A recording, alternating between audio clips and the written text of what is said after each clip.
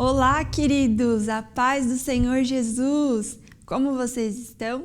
Eu quero aqui agradecer a cada um de vocês que esteve orando pela minha vida, pela minha família, né? Eu estava um pouquinho enferma aí por causa da minha vista, mas hoje, graças a Deus, o Senhor me deu um alívio, curou aí por completo a minha vista. Eu estou de volta com vocês.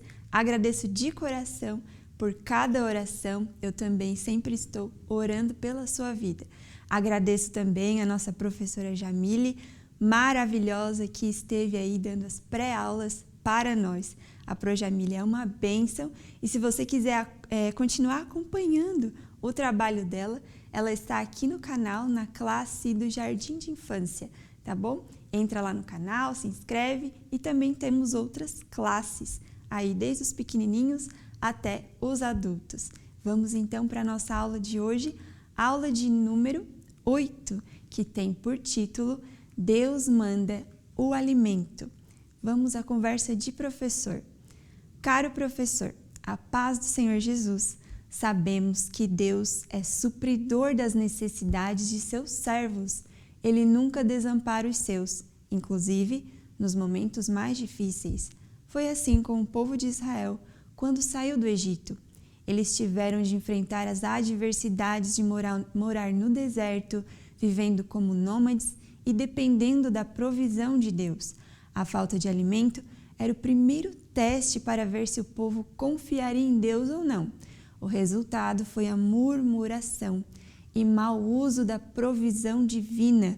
Deus castigou os hebreus por conta da desobediência para que eles compreendessem que não basta apenas receber a bênção de Deus. Antes, é preciso fazer bom uso da bênção para que esta não se torne em desgraça. A relação de Deus com os israelitas é uma sombra da relação de Deus conosco, com os crentes da atualidade. Agora que estão salvos em Jesus Cristo, libertos da escravidão do pecado, a trajetória nesse mundo é semelhante ao deserto enfrentado pelos israelitas. São várias adversidades pelo caminho e o nosso teste trata-se de confiar em Deus. Aproveite a aula de hoje para mostrar aos alunos que eles enfrentarão desafios na vida cristã. É difícil ser cristão na escola, na vizinhança ou mesmo entre os familiares que ainda não estão convertidos. No entanto, a certeza de que Deus está no controle de tudo é fundamental para perseverar na fé. Boa aula! Então, aí estão os nossos versículos para meditar e essa semana nós vamos passar por Salmos, Mateus, Romanos, João, Mateus e Apocalipse.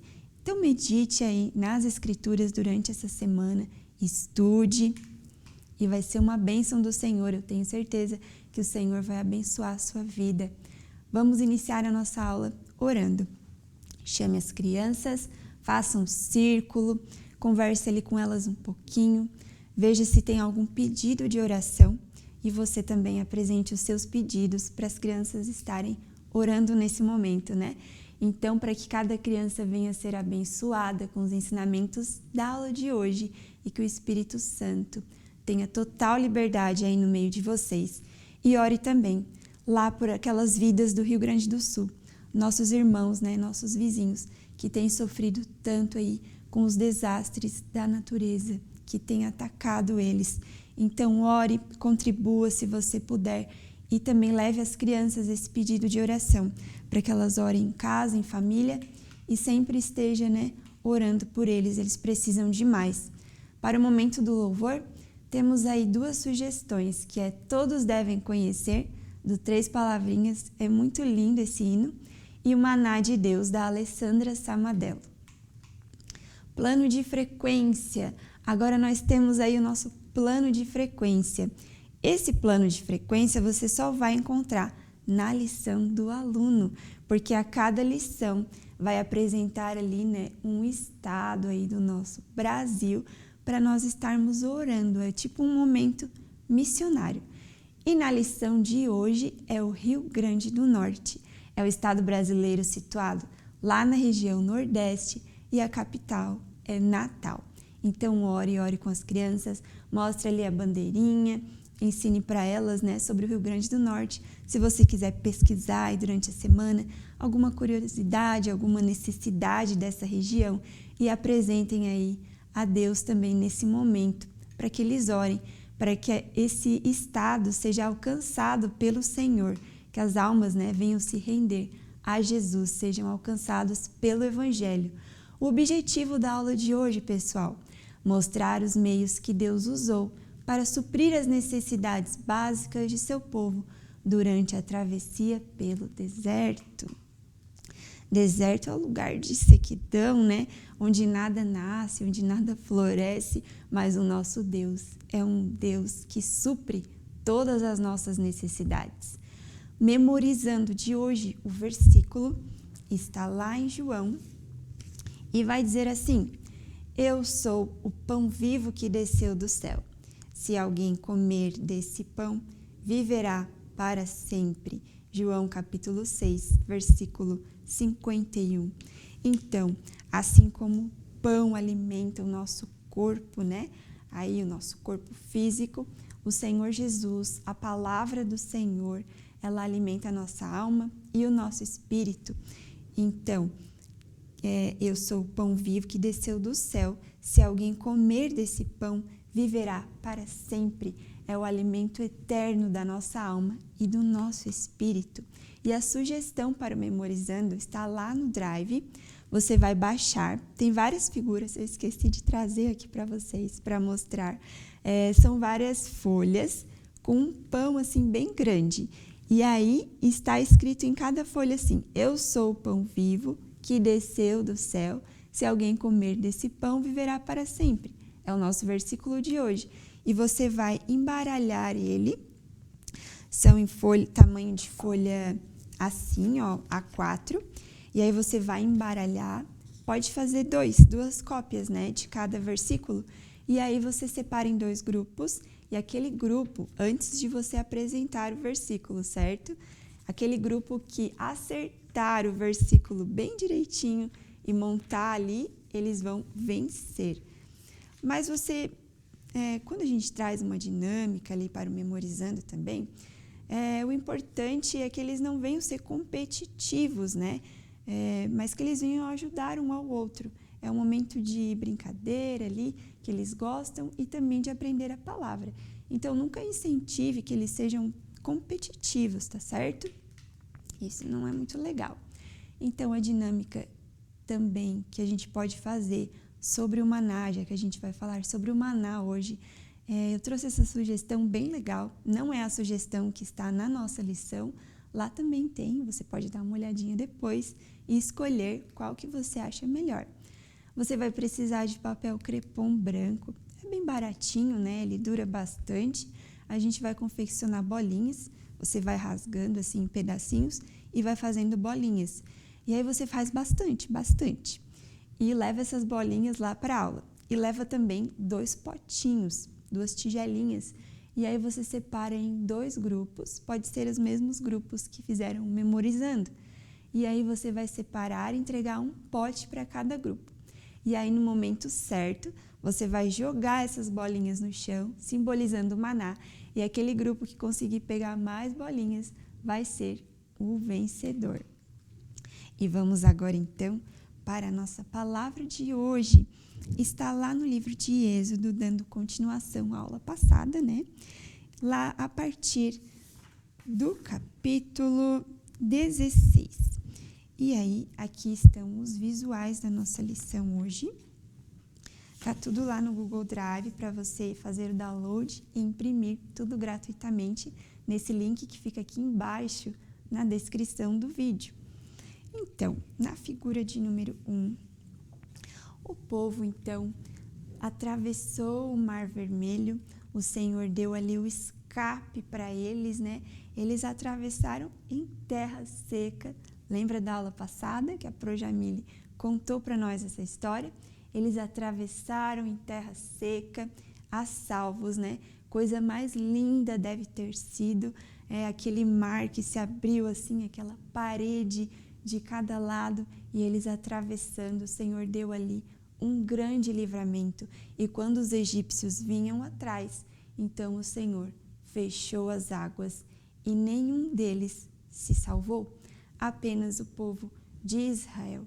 Então, que coisa mais linda que o Senhor fez. Aquilo nunca mais a gente imagina, né, que sairia da cabeça do povo de Israel. Eles passaram ali uns 3 dias, mais ou menos.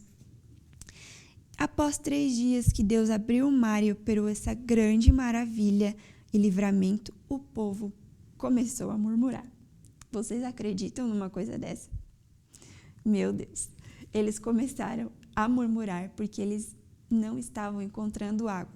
É claro, né, que a sede e a fome faz que a gente fique meio brabinho, né? Com você também é assim? Quando a gente está com fome, parece que o nosso humor se fecha. E o povo de Israel não foi diferente. Eles começaram a ter sede e começaram a murmurar contra Moisés.